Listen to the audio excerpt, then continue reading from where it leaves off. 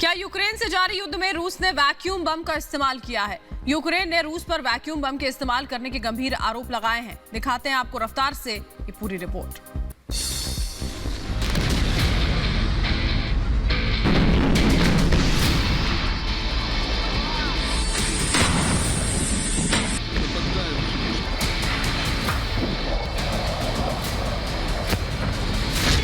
Ukraine युद्ध में इस्तेमाल हुआ वैक्यूम बम।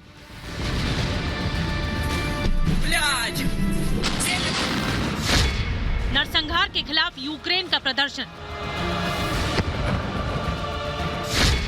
रूस का वैक्यूम बम से वार।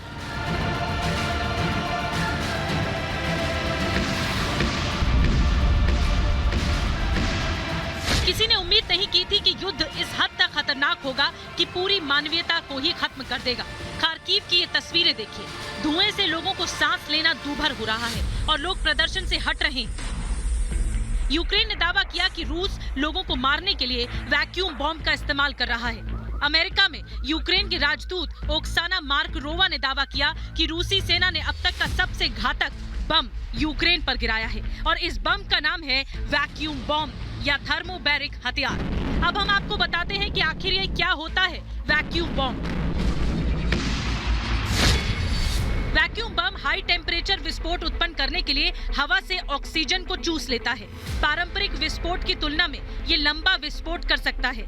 मानव शरीर के लिए घातक साबित होता है। सांस लेना हो जाता है मुश्किल। 300 मीटर के दायरे में ये नुकसान पहुंचाता है।